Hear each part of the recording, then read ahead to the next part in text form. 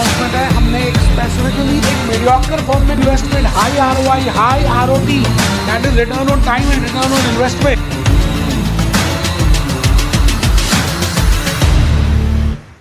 Great morning ji, great morning. CMA US से एक valuable profession क्यों है? आफ्टर, अगर पोस्ट वॉर की बात करें, after Trump sir becoming second time president, after post Covid, after monkey pox, after global warming, अगर आप इन सभी सिनेरियोज को, सिचुएशंस को देखें, इसके बाद सीएमए यूएस से ज्यादा बेटर क्यों है? मैं आज उस बात के ऊपर आया हूं आपके लिए, क्योंकि मन में कई बार थॉट्स आती हैं कि यार ये कोर्स करें, सीएमए यूएसए करें, इसको करें, सीएफए को करें।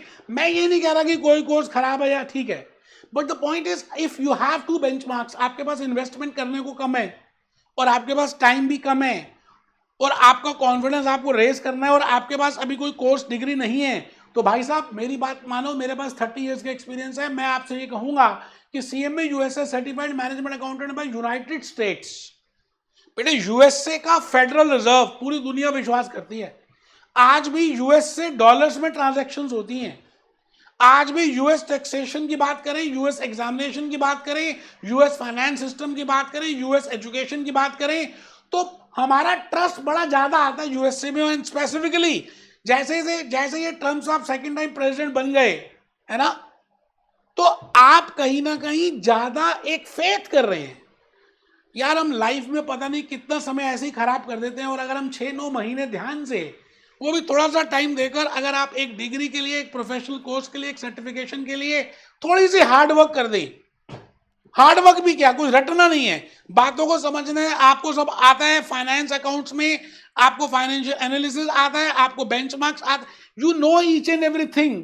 बस आपका कॉन्फिडेंस लूज हो गया, इसलिए घबराना नहीं है। मैं आज आपके सामने why CMA USA is a valuable profession, इसके ऊपर लेकर आया हूं कि भाई ये प्रोफेशन वैल्यूएबल क्यों है, आप क्यों इसको करें तो ज्यादा अच्छा रहेगा as compare to other courses. मैं ये बस बताने आया हूं।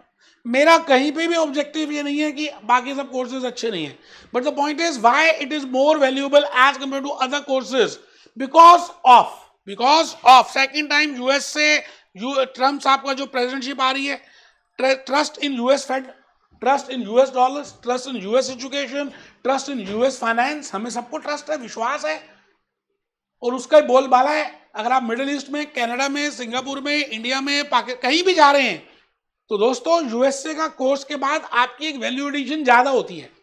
तो इसलिए पहली बात, it is a valuable profession. दूसरी बात, मैंने यहां लिखा post monkey pox, post COVID, post war, इन सब के बाद, post Russian war, post Israel war, आप ये देखिए दुनिया जैसे बदल सी गई है और सिमट सी गई है और छोटी सी हो गई है।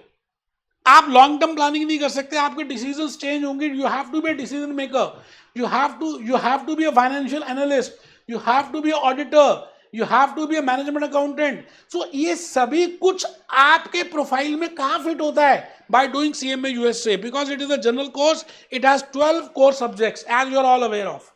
12 कोर सब्जेक्ट्स में 2 पार्ट्स है जी। जैसे मैंने कहा, पार्ट 1 अगर आप देखें, एज पर सितंबर 24 इन्होंने चेंज किया, अपडेट किया, तो मैं लेटेस्ट बता रहा हूं आपको। Part 1 is financial planning, performance and analytics, and part 2 is strategic financial management, और उसके 6 कोर सब्जेक्ट्स हैं। मतलब पार्ट 1 में 6 कोर सब्जेक्ट्स हैं, पार्ट 2 में कोर सब्जेक्ट्स हैं। बड़े प्यारे प्यारे से हैं, external financial reporting, decision, financial planning, performance analytics, cost management, performance management, internal control and technology and analytics. ये पार्ट 1 के हो गए। देखिए मेरे को किस तरह याद है। और पार्ट 2 में देखें तो पहला फाइनेंशियल एनालिसिस, कॉर्पोरेट फाइनेंस, उसके बाद C internal control, D is risk, enterprise risk management, E is investment decisions, F is ethics. मतलब ये सभी लेटेस्ट हैं। जो अगर आप एम्प्लॉयर नीड की बात करें, जॉब नीड की बात करें, जॉब रेडी कोर्स की बात करें, आप डायरेक्टली जॉब में इंक्रीमेंट चाहते हैं, आप डायरेक्टली कोई जॉब करना चाहते हैं, आपके पास एक्सपीरियंस नहीं है, बेटे इससे बेस्ट कोर्स मुझे नहीं लगता शॉर्ट टर्म में 6 से 8 महीने 9 महीने में आप इजीली कर सकते हैं। पैसे भी कम लग रहे हैं। मैंने बड़ा सारे वीडियोस प्रिपेयर किए जिसमें return on investment, return on time बताया मैंने, है ना। तो आप इन सभी कोर्सेज को करें because you can work in different profiles.